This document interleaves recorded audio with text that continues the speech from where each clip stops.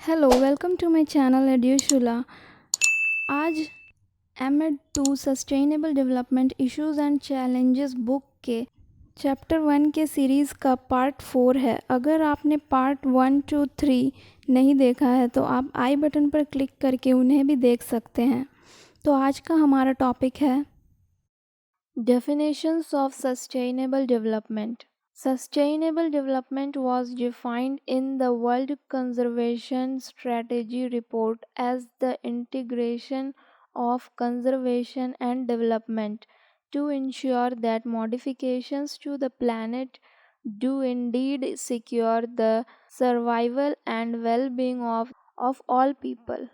World conservation strategy report में sustainable development को define किया गया कंजर्व करना यानी बचाना और डेवलप करना to ensure that modifications to the planet, बचाना और डेवलप करना ताकि हमारे और ऐसे सारे बदलाव जो हमारे प्लैनेट और सभी ह्यूमन बींग्स के लिए अच्छा हो। Development was defined as the modification of the biosphere and the application of human, financial, living and non-living resources to satisfy human needs and improve the quality of human life.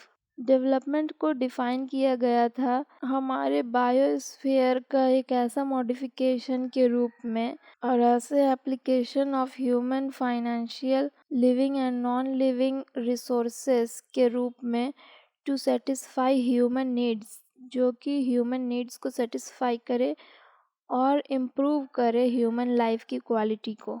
Biosphere हमारे अर्थ के surface और atmosphere से मिलकर बना होता है जहाँ plants और एनिमल्स रह सकते हैं। Development could prove to be a threat unless resources were conserved, and so conservation of resources was defined in the report as the management of human use of the biosphere so that it may yield the greatest sustainable benefit to present generations while maintaining the potential to meet the needs and aspirations of future generation. Development एक खतरा की तरह बन सकता है अगर उसमें हम रिसोर्सेस को कंजर्व करना शुरू ना करें, रिसोर्सेस को बचाए नहीं। So conservation of resources was defined in the report as, इस तरह से कंजर्वेशन ऑफ रिसोर्सेस को रिपोर्ट में कुछ इस तरह से डिफाइन किया गया था। The management of human use of biosphere. Biosphere यानी वो अर्थ सरफेस और एटमॉस्फेयर का वो हिस्सा जहाँ पे प्लांट्स और एनिमल्स रहते हैं। बायोस्फीयर को इस तरह से ह्यूमन बीइंग मैनेज करते हुए यूज़ करे जिससे कि ज़्यादा से ज़्यादा सस्टेनेबल बेनिफिट दे सके प्रेजेंट जनरेशन्स को, और जबकि फ्यूचर जनरेशन की नीड्स और उसके एस्पिरेशन को भी बचाए रखे, मेंटेन करते हुए चले। This phrase attracted attention in the Brundtland report. ये जो फ्रेज था इसने ब्रूटलैंड रिपोर्ट को अट्रैक्ट किया।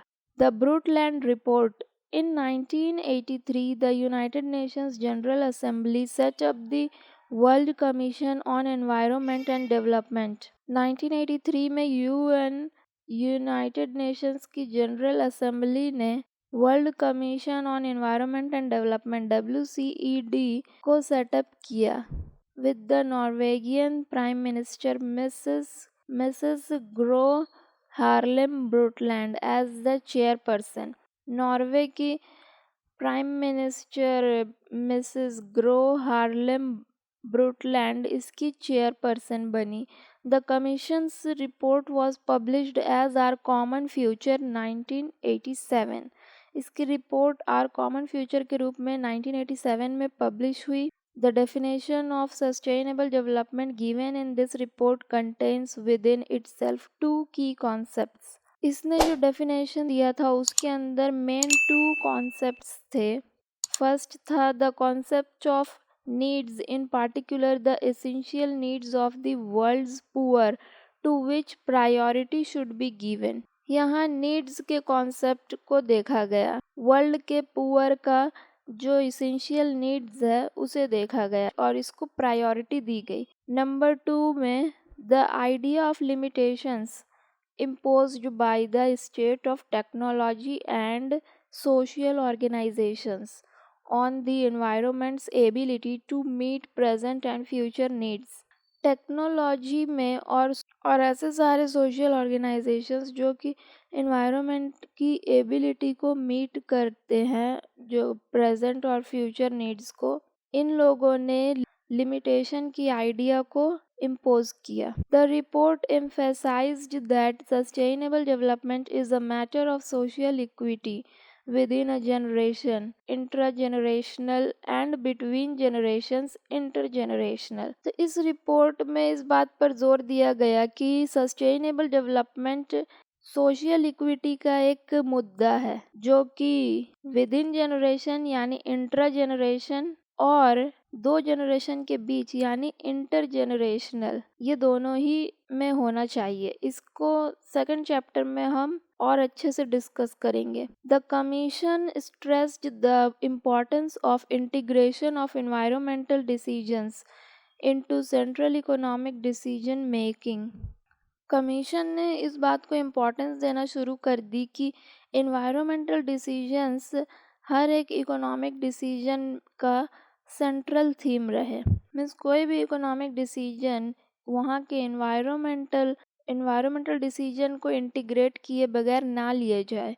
It argued that a healthy environment was not possible in a world marked by extreme poverty, which forced people to practice environmentally destructive activities for short-term survival। इसने argue किया कि एक healthy environment possible नहीं है in a world marked by extreme poverty, ऐसी world में जहाँ पे कि एक्सट्रीम पॉवर्टी हो और जो कि फोर्स जो है कि वो एनवायरनमेंट को डिस्ट्रक्ट करे अपनी एक्टिविटीज से, ताकि वो शॉर्ट टर्म के लिए अपनी सर्वाइवल को कायम रख सके।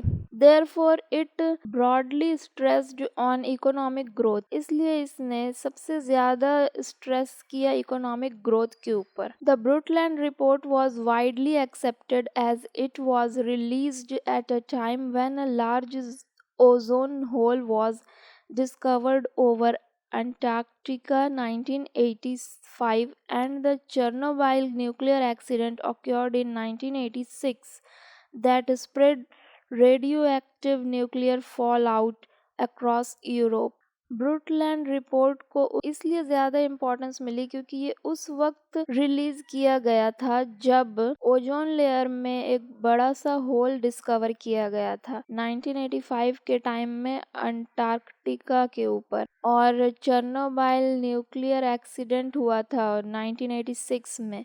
चेर्नोबिल न्यूक्लियर एक्सीडेंट जब 1986 में हुआ था तो उसके radio active nuclear fall out यानी जो भी उसके जो रेडियो एक्टिव जो कण थे छोटे छोटे वो पूरे यूरोप में फैल गए थे। इन दो बातों की वजह से ही ब्रुटलैंड रिपोर्ट को ज़्यादा एक्सेप्टेंस मिली। The earth summit, the direct consequence of the Brundtland Commission's report was the UNCED held in Rio de Janeiro, popularly known as the Earth Summit। Brundtland commission का एक नतीजा निकल कर आया। UNCED यानी United Nations Conference on Environment and Development जो कि Rio de Janeiro में हुआ था, उसको पॉपुलरली उसका नेम पड़ गया अर्थ सुमित। ये एक डायरेक्ट कॉन्सिक्वेंस था, नतीजा था ब्रुटलैंड कमीशन के रिपोर्ट का। It was declared in this conference that the right to development was be fulfilled so as to equitably meet developmental and environmental needs of present and future generations। इस conference में ये declare किया गया कि development का अधिकार तभी है जब हम प्रेजेंट और फ्यूचर जनरेशन के डेवलपमेंटल और इन्वायरमेंटल नीड्स को इक्वली मीट कर सके। The results of the conference were the following documents. इस रिजल्ट का ये सारा डॉक्यूमेंट्स निकल कर आया, जो कि पहला है the framework convention on climate change. दूसरा है the convention on biological diversity. तीसरा the statement on forest principles. चौथा द रियो डिक्लेरेशन और पांचवा agenda 21। The framework convention on climate change FCCC। The framework dealt with the limitations on the use of fossil fuels। यहाँ fossil fuels को कम से कम या limit में use करने को लेकर ये FCCC फ्रेमवर्क डील करता है। It was inspired by the success of reaching an agreement of the Montreal Protocol to reduce ozone depletion CFCs, और एक एग्रीमेंट पर आया गया। इसमें इसको इंस्पिरेशन मिली थी मॉन्ट्रियल प्रोटोकॉल के सक्सेस से। मॉन्ट्रियल प्रोटोकॉल में ये कहा गया था कि ओजोन डिप्लीशन के लिए CFC गैस जिम्मेदार है, उसका यूज़ हमें कम से कम करना चाहिए। ऐसी चीज़ों को कम यूज़ करें जिससे कि CFC गैस प्रोड्यूस होती है। The framework accepted that climate change due to green house gases was a serious problem. इस फ्रेमवर्क ने ये एक्सेप्ट किया कि क्लाइमेट चेंज जो है वो ग्रीन हाउस गैसेस की वजह से हो रहा है और ये बहुत ही सीरियस प्रॉब्लम है। ग्रीन हाउस गैसेस है CFC gas, CO2 carbon dioxide gas, ये सभी गैसेस जो कि एटमॉस्फेयर में गर्मी बढ़ा रही है और इन गैसेस की वजह से ओजोन लेयर को बहुत ज़्यादा खतरा है और ये एटमॉस्फेयर की गर्मी को भी बढ़ाती है। इन गैसेस को ही ग्रीन हाउस गैसेस कहा जाता है। It said that industrialised countries should take the lead to reduce the carbon dioxide emissions to 1990 levels by 2000 while there was no target for southern countries। इस फ्रेमवर्क में कहा गया था कि जो इंडस्ट्रियलाइज्ड कंट्रीज है यानी नॉर्थ की कंट्रीज जो कि डेवलप हो चुकी है 1990 से लेकर 2000 के बीच में उनको CO2 गैस के एमिशन में कमी लानी होगी, जबकि साउदर्न कंट्रीज को कोई टारगेट नहीं मिला था। साउदर्न यानी डेवलपिंग कंट्रीज।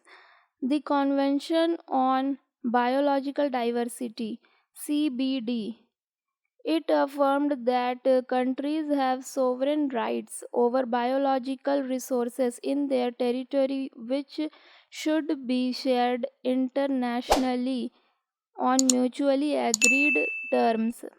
इस बात को माना गया कि countries have sovereign rights, countries के पास सोवरेन राइट्स है अपने टेरिटरी यानी अपनी जो कंट्री के अंदर की जो उनकी जो बाउंड्री के अंदर की जो भी बायोलॉजिकल रिसोर्सेज है उनको यूज़ करने के लिए हर एक कंट्री सोवरेन है, उसको पूरा अधिकार है कि वो अपनी टेरिटरी के अंदर में अपनी कंट्री के बाउंड्री के अंदर का सारा बायोलॉजिकल रिसोर्सेज वो यूज़ करे।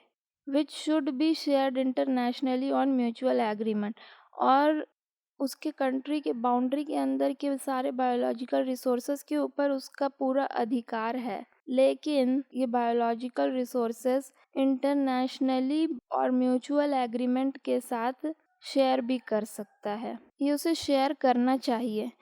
The terms included recognition of indigenous knowledge as intellectual property। indigenous knowledge को भी ध्यान दिया गया और इसको intellectual property के रूप में देखा गया। The statement on forest principles, countries with tropical forests regarded the international intervention on their forests as intolerable। ऐसे कंट्रीज जिनके पास ट्रॉपिकल फॉरेस्ट है उन्होंने इंटरनेशनल हस्तक्षेप को अपने फॉरेस्ट के ऊपर इनटॉलरेबल कहा। So this document was brought out which emphasised national sovereignty over forest. तो ये डॉक्यूमेंट निकल कर आया जिसमें कि फॉरेस्ट के ऊपर नेशनल सोवरेंटी के ऊपर जोर दिया गया। ये कहा गया कि फॉरेस्ट के ऊपर जिन कंट्रीज़ के अंदर ये ट्रॉपिकल फॉरेस्ट आते हैं उन कंट्रीज़ का सोवरेन राइट है इन फॉरेस्ट के ऊपर।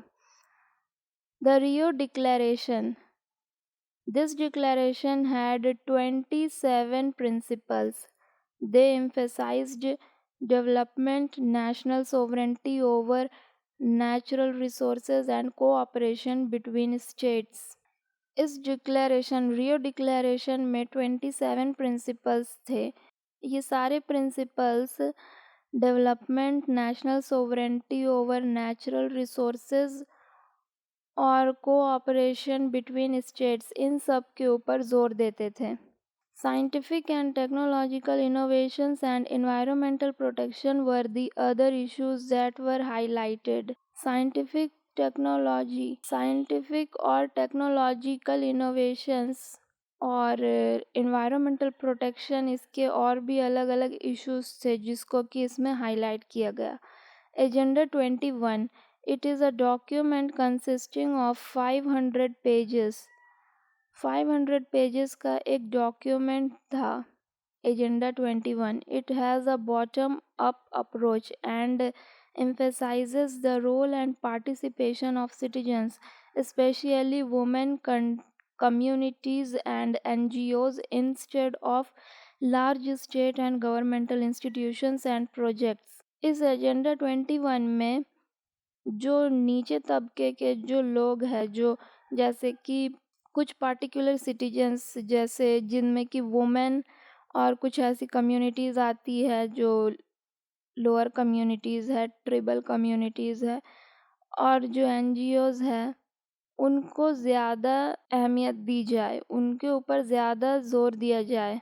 बड़े बड़े स्टेट्स और गवर्नमेंटल इंस्टीट्यूशंस और प्रोजेक्ट्स को छोड़कर इन लोगों के ऊपर ज़्यादा तवज्जो देने के कहा गया, जो कि बॉटम में है। The role of market, trade, and business in bringing out sustainable development is emphasized. Market, trade और business को सस्टेनेबल डेवलपमेंट में इंक्लूड करने के लिए कहा जा रहा था। Agenda 21 also brings out the importance of knowledge creating institutions. Institutions बनाने के लिए भी एजेंडा 21 में जोर दिया जा रहा था। The implementation of agenda 21 is overseen by the CSG, which meets annually for 3 weeks in new York.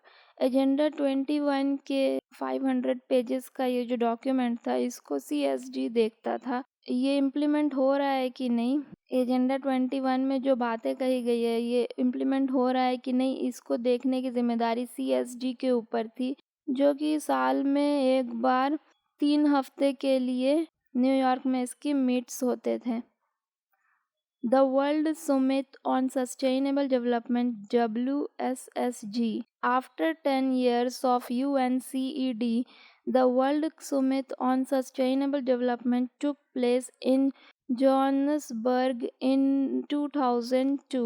UNCED के 10 साल बाद 2002 में जॉन्सबर्ग में world summit on sustainable development आया।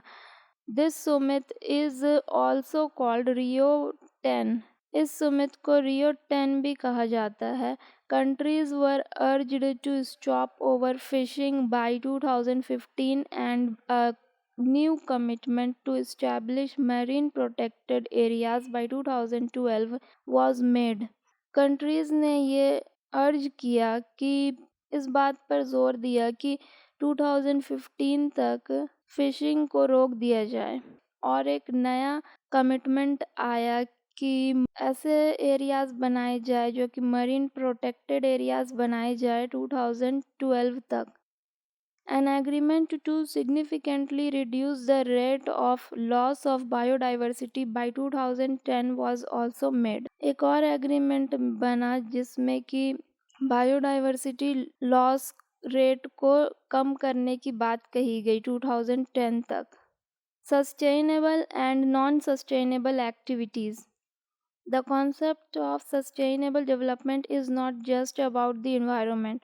Sustainable development सिर्फ environment के बारे में ही नहीं था, but about the economy and our society as well.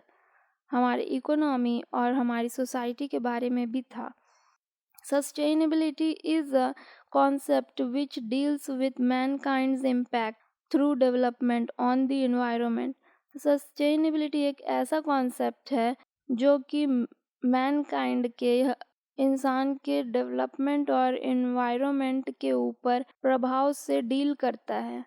Today's environmental problems are largely the consequence of the unsustainable consumption of natural resources and the mismanagement of waste products. तो आज के environmental problems किस वजह से आई है? Unsustainable consumption के वजह से आई है. Unsustainable consumption of natural resources और वेस्ट प्रोडक्ट्स का मिसमैनेजमेंट, इन सभी कारणों से हमारे एनवायरमेंटल प्रॉब्लम्स हमें फेस करनी पड़ रही है. Sustainability is about environmental protection. Sustainability environmental protection के बारे में है. Sustained economic growth and social equity के बारे में है. Sustainable development focuses on improving the quality of life for all. Sustainable development का फोकस यही है कि वो हर एक की क्वालिटी ऑफ लाइफ को इम्प्रूव कर सके.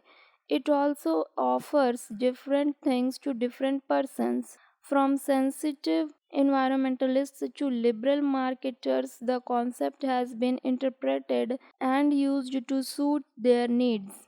एनवायरमेंटलिस्ट से लेकर लिबरल मार्केटर्स तक इस कॉन्सेप्ट की व्याख्या की गई है कि वो उनके नीड्स को सूट करे.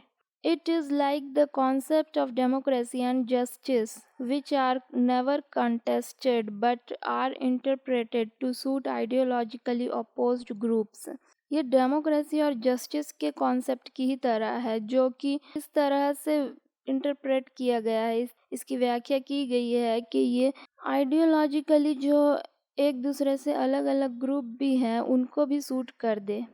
However, the baseline agreement, which is undebated in its meaning, can be given in a nutshell as sustainable activities are those which baseline agreement जो कि undebated है अपने मीनिंग को लेकर, can be given in a nutshell as sustainable activities. उसको हम sustainable activities के nutshell में रख सकते हैं.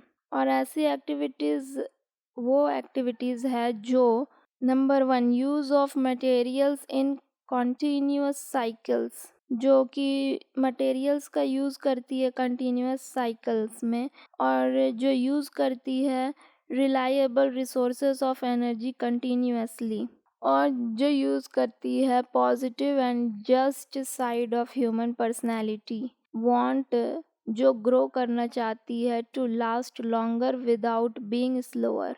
Activities are unsustainable.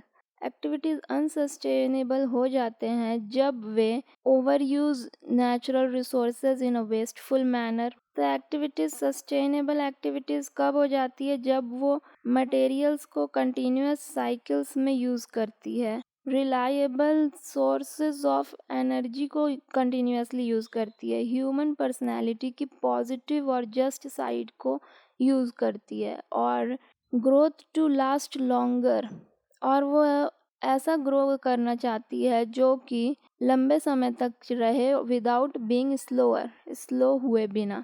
और वहीं एक्टिविटीज़ अनसस्टेनेबल तब हो जाती है when they over use natural resources in a wasteful manner, consumption is faster than renewal, overkill life forms leading to extinction of species, cause cumulative degradation of environment. Natural resources को हद से ज़्यादा और wasteful manner में use करे तब unsustainable हो जाता है एक्टिविटी, और रिसोर्सेज को इतना कंज्यूम करे ताकि रिन्यूअल से ज़्यादा उसका कंजम्पशन करे तो वो एक्टिविटी अनसस्टेनेबल हो जाता है. ओवर किल करे लाइफ फॉर्म्स को, जिसके की वजह से स्पेशीज एक्सटिंक्ट होने लगे, विलुप्त होने लगे, वो भी एक्टिविटी अनसस्टेनेबल है.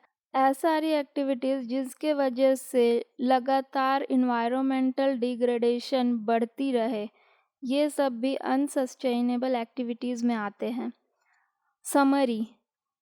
इस चैप्टर में हमने क्या पढ़ा? Sustainable development emerged as a concept in the early 60s when the ruthless industrialization in the developed countries started showing visible signs of natural degradation and problems of pollution and ill health.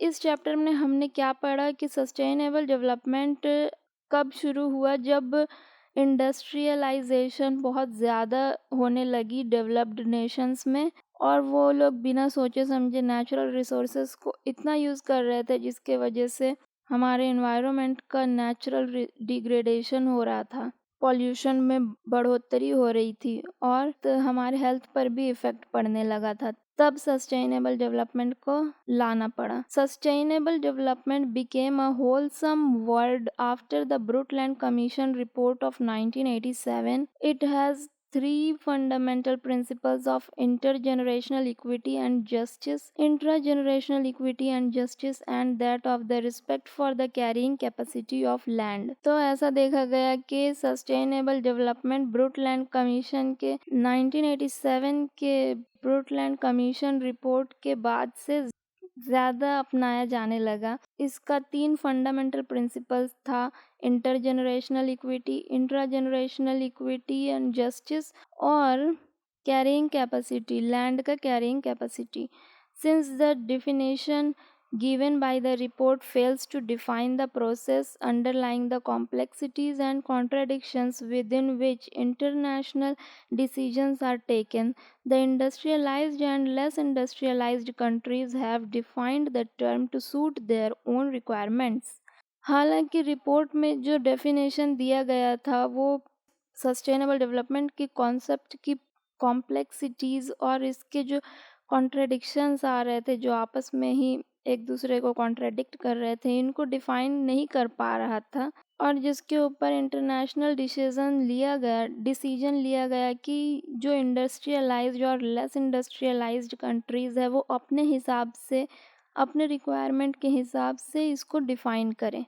However, there is a basic value inherent in this concept which everyone agrees to, and that is the respect for human needs only in relation to the environmental capability to support the largest number of people to the longest possible time frame.